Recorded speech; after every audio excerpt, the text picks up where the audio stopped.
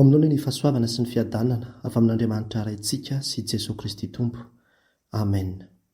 Ny tenin'Andriamanitra izay angalantsika ny afatra amin'ny teny ity rehefa na tiarak'izay hitantsika ao amin'ny Marka toko farak ambin'ny folo andininy voalohany ka hatramin'ny farak ambin'ny folo.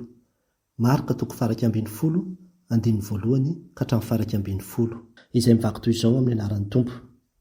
Ary raha nanakaiky an'i Jerosalema tao Betfaga sy Betania any tendrombohitra Oliva izy, dia naniraka 12 lahy tamin'ny mpianany Jesosy ka nanao taminy hoe, makanisa amin'ny rovohitra tandrify ianareo roa, ary raha vao miditra ao ianareo miaraka amin'izay dia hahita zana-biriky mifatotra izay tsy mbola nitengenan'olona, fa ao izy ka ento ety.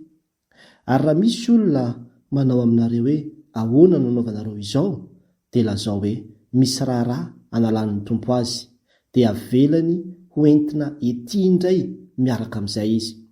Dia nandeha izy ka nahita zana-biriky mifatotra teo alatrano anilan'ny varavarana teo an-dalana, dia nivahana izy. Ary ny olona sasany teo nanao taminy hoe ahoana no amanareo ny zana-biriky, ary izy nilaza taminy arak'izay nilazain'i Jesosy taminy, dia navelan'ny olona handeha izy. Ary nentiny teo amin'i Jesosy ny zana-biriky, dia nataony teo ambonin'ny lambany, ary Jesosy nitaingina azy. Ary nanao maro ny namelatra ny lambany teny an-dalana, ny sasany koa nampiahaka ratsakazo izay efa nalainy tany an-tsaha, ary izay nandeha teo anoloany sy izay nanaraka teo aoriany dia samy niantso hoe hosana, isaorana anie izay avy amin'ny anaran'i Jehovah, hotahina anie ny fanjakana izay avy dia nian'i Davida raintsika, hosana any amin'ny avo indrindra. Ary Jesosy niditra tany Jerosalema ka nakeo an-kianjan'ny tempoly, ary rehefa nijerijery ny zavatra rehetra izy, sady efa hariva ny andro tamin'izay, dia niala izy mba ny 12 lahy ka nakany Betania. Amen. Arak'izany ravana dia niny akaran'i Jesosy tany Jerosalema. Izany moa no mamitina ity soratra masina izay nivakiana tamintsika teo ity, ary ireto indray no fahamarinana roa izay tiako hitariana ny saintsika avy amin'izany. Ny fahamarinana voalohany izay hitantsika dia ny hoe tanteraka izay nambaran'i Jesosy rehefa naniraka ny mpianany izy aka zana-biriky. Tanteraka izay nambaran'i Jesosy rehefa naniraka ny mpianany izy aka zana-biriky. Hitantsika izany amin'ny andininy voalohany ka hatramin'ny andininy fahaenina. Etsika ravana dia mahita tantara mahavariana izay manemo ny maha-Andriamanitra an'ity Jesosy Kristy ity. Fa tena fantany avokoa ny zavatra rehetrarehetra, satria dia hiakatra ny Jerosalema izy, ary efa misy faminaniana ny amin'izany fa hitaingina zana-biriky izy rehefa hiakatra ny Jerosalema. Ka dia io izy fa naniraka ny mpianany, naniraka mpianatra roa lahy izy, maka nisa ozinareo amin'ny rivohatra ery, dia raha vao miditra ao ianareo sisy dia miaraka amin'izay dia hita zana-biriky mifatotra ianareo. Izany hoe tony efa hitany mihitsy fa eo amin'ny tanàna io dia misy zana-biriky ao, dia zana-biriky mifatotra ilay izy, ary mahagaga azy dia hoe tsy mbola notengenan'olona. Aiza moa ny ahafantaranao an'izany, tsy mbola notengenan'olona mihitsy io zana-biriky io, hatramin'izay ka ianao ny tompony io. Fa tena hoe Andriamanitra izy mahatoa mahalala an'izany. Ary tsy izany ihany fa vao izy dia eto ety. Dia raha misy olona miteny aminareo hoe fa maninona ny vahanareo, dia asoa fotsiny hoe isy raharaha analan'ny Tompo azy dia ho avelany ho alefany io zavatra io, io zana-biriky io. Dia gaga ianao. Raha ny tena marina ohatrany hoe maniraka ny mpianatra angalatra izy, raha izay izany no ilazana azy, satria hoe ohatra fa ahoana izany zana-birikin'olona ve raha amin'izao fotoana izao dia misy ndana dia misy fiara ry dia tonga dia midira ao fa najanony olona anatin'ny fiara ao ny lakile dia tonga dia velominy fiara dia makanisa makaty. Hafahafa ihany izany. Fa rehefa jerevanao moa ny dikateny sasany dia milaza izy manao hoe raha misy milaza aminareo ataonareo iny dia ambarao fotsiny hoe isy raharaha analan'ny Tompo azy vetivety, fa rehefa avy eo dia averiny eto ihany. Ohatran'izay izany anambaran'ny dikateny sasany azy, ka mety azo heverina tokoa no hoe nanambara ny mpianatra hoe iteny tsy ho alainay fa ho averina ihany ty rehefa misy raha analan'ny Tompo azy Jesosy Kristy io Tompo io sy ny toy izany. Dia lasa tokoa ny mpianatra dia iny fa dia nahita ilay zana-biriky dia mifatotra, dia rehefa nivana dia reny tokoa ny olona fa miteny hoe fa maninona, ohatrany hoe efa zavatra, ohatrany hoe filma efa namboarin'i Jesosy Kristy mihitsy daholo ny zavatra rehetrarehetra, raha izany no ahitantsika azy. dia rehefa nitenenina le olona hoe arak'izay nilazain'i Jesosy taminy zany dia navelan'le olona tokoa lay zana-biriky. Dia izany no ahitantsika hoe tanteraka zay rehetra nambaran'i Jesosy rehefa naniraka ny mpiandana izy aka ny zana-biriky. Zay le mba neo le hoe hery sy fahefana ary mahandriamanitra n'ity Jesosy Kristy ity. Inona ry havana ny lesona antsika tsoahana avy amin'izany? Zany ry havana, tena tsara io tompontsika io, azo antoka ny teny rehetra izay ambarany, tena mahatanteraka zay rehetra lazaina izy, ary be dia be mihitsy ao anatin'ny soratra masina, be dia be tsy voatanisa eto ry havana. Naniraka ny fitopolo lahy izy zao dia nilaza izy hoe izao mandehana ianareo dia izao avy ny ataonareo dia izao avy roainy dia amin'ny ametrao tanana ny marary sy ny toy izany. Dia aza mitondra na inona ianareo izy na vola na kitapom-batsy ny inona fa dia tehana fotsiny nentinareo dia izao dia izao. Rehefa nanatanteraka le mpianatra dia tanteraka tokoa le zavatra rehetra, dia nahita hanina nohanina izy, niverina ampifaliana satria tena mahatoky loatra le teny izay ambaran'i Jesosy Kristy. Ary izany no ampahirezana anao amin'ity anio ity, indrindra ianao izay nirahan'i Jesosy. Rehefa niteny izy manao hoe mandehana ianao, ametrao tanana ny marary, roainy demoni, dia mandehana ry havana fa manana fahefana hatanteraka an'izany anie ny tompo e. Aza misalasala mihitsy satria Jesosy naniraka, Jesosy no nilaza, ka izay rehetra nambarany vavany dia izao mahatoky avokoa ny didiny rehetra sy izay rehetra nilazainy. Dia ametrao tanana tokoa ara ny marary, roay tokoa ara ny demoni. Dia ho hitanao fa ho tanterahan'i Jesosy Kristy izay nilazainy taminao rehefa naniraka anao izy. Ary fampahirezana lehibe ho antsika izany, atao fotsiny tompo manatanteraka izao azo zao, satria ianao no naniraka anay sy niteny an'izao azo zao, ka dia manatanteraka dia ianao koa hanatanteraka izany amin'izao asa tanterahana izao. Mandehana ianao izy fa indro momba anao mandrakariva ambara-pahatonga ny fahataperan'izao tontolo izao, tanterahana anie izany, tena momba antsika izy, tena momba antsika izy, satria izay rehetra lazainy dia tanteraka daholo. Eto dia tsisy mihitsy hoe nisy zavatra niteneniny fa tsy tanteraka le izy, tsisy izany teto ty tantara ty hoe rehefa niteny izy hoe raha misy olona miteny izao dia tenenao izao izy, ary raha misy olona manao azao dia hoe iny tsy tanteraka iny. Fa izay rehetra nilazainy dia tonga dia tanteraka daholo, ary tena misy précision be mihitsy le izy. Ka izany no ampahirezana antsika momba anao ny tompo, tanterahany izany, aza misalasala fa tsy mandainga Jesosy Kristy io, ianao izay mpanompon'Andriamanitra. Rehefa niteny aminao izy fa indro momba anareo mandrakariva ao izy, ambara-pahatonga ny fahataperan'izao tontolo izao, tena miaraka aminao izy. Aza misalasala ny amin'izany tsika satria mahatanteraka izay nambaran'i Jesosy Kristy. Rehefa miteny koa nefa izy ho halan'ny olona rehetra ianareo no niaraka izy, tanteraka koa anie izany. Rehefa manao fitoriana filazany tsara ianao, halan'ny olona ianao, hopahopain'ny olona ianao, rabiraben'ny olona ianao, izany ny fahatanterahany teny fikasana, izany ny fahatanterahany tenin'Andriamanitra izany. Dia mifalio hoe tanteraka mihitsy izany le nambaran'i Jesosy Kristy, tanteraka mihitsy izany.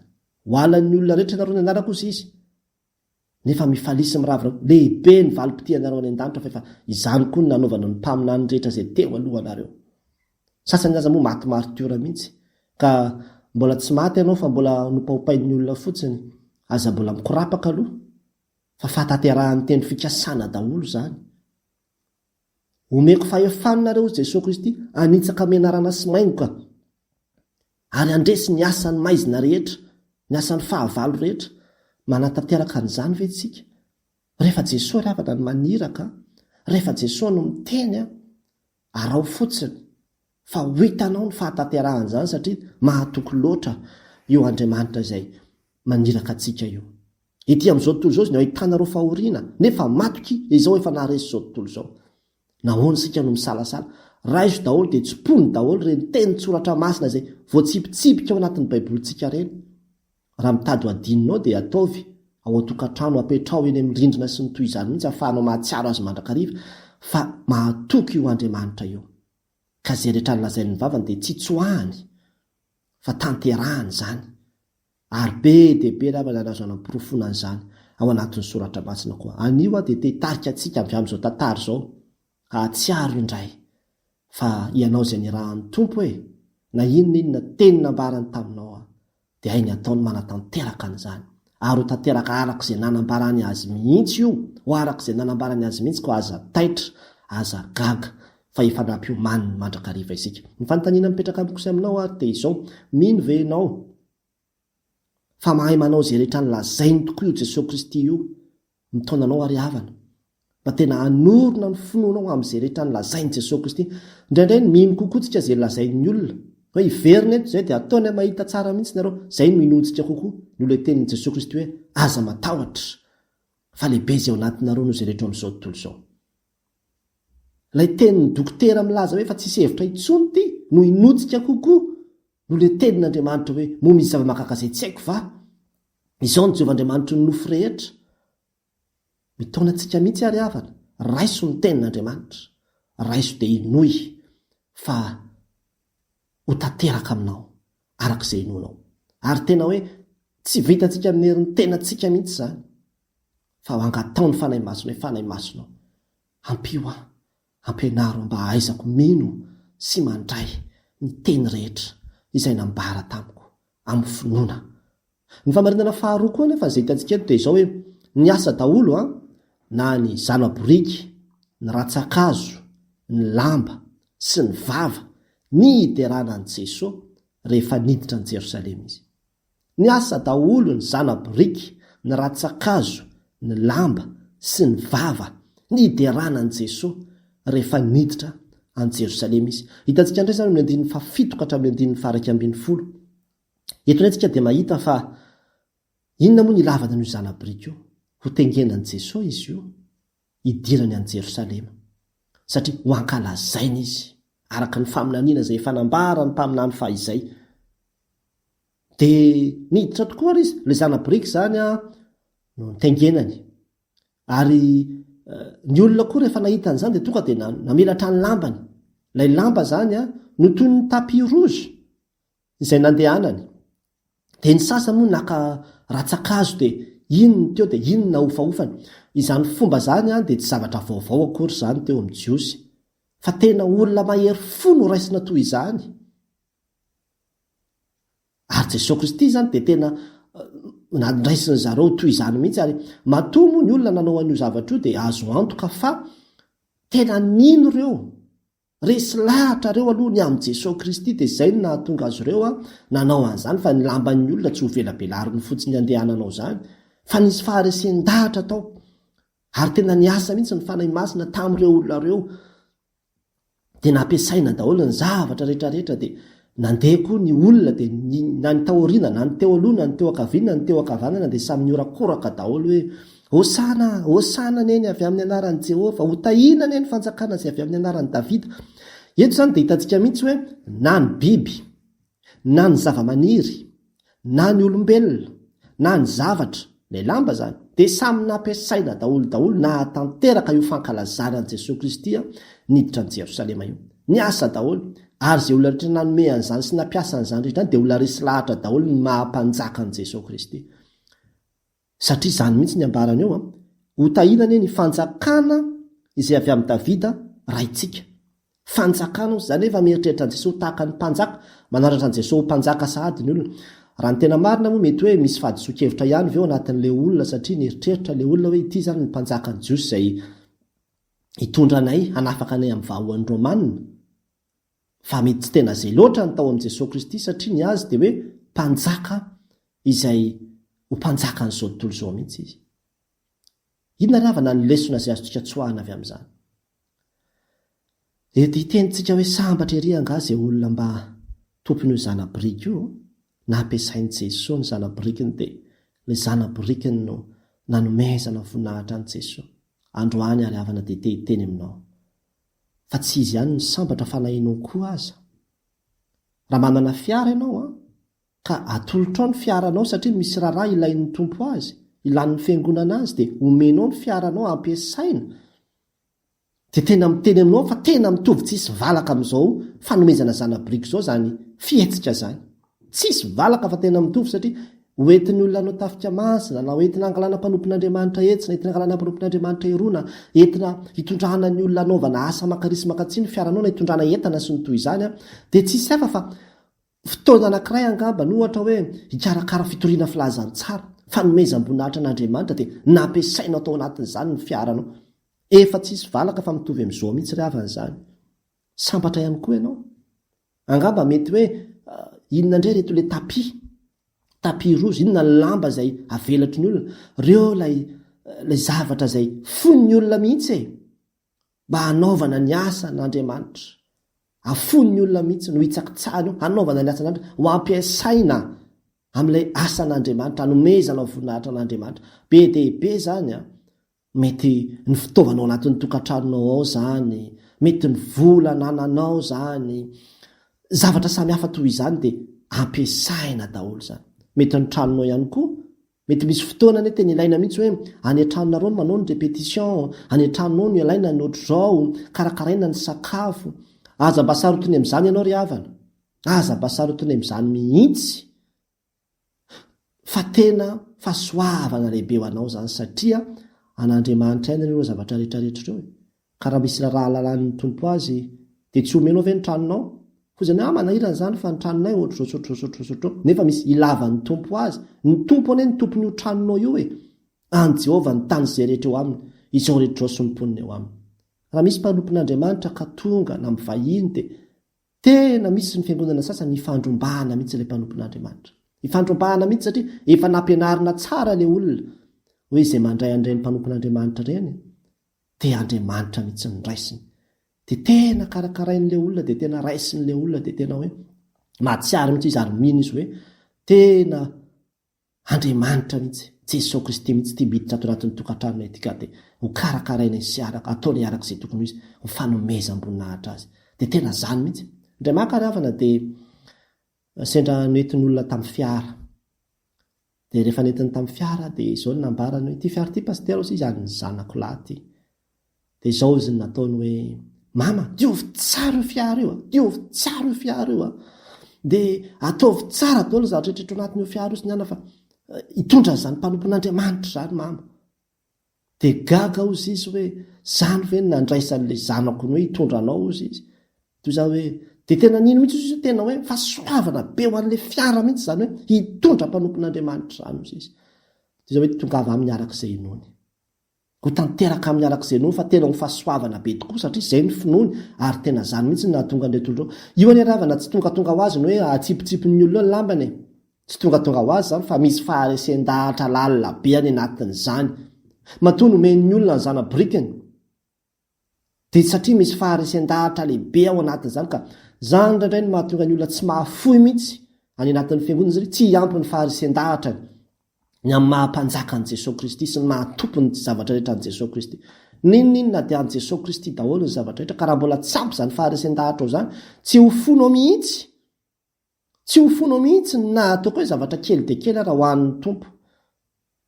Fa rehefa tena ampy izany faharesen-dahatra zany dia tena lasa fifaliana ho anao mihitsy ny manohana ny asan'Andriamanitra, ny manome sy ny mandany ho an'izany asan'Andriamanitra zany, satria tsy ahiko ny andany ny olaniana koa, fa fanomezana tsotsilany no ambadika izany. Ry havana, be dia be ny zavatra azontsika omena.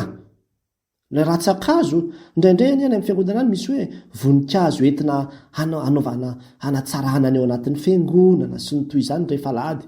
Dia misy ny sasany tena misahirana mihitsy izy mitondra ny voninkazo niny hoe tia apetraka ao am-piangonana ity dia karakaraina tsara mihitsy ho fanomezana voninahitra n'Andriamanitra.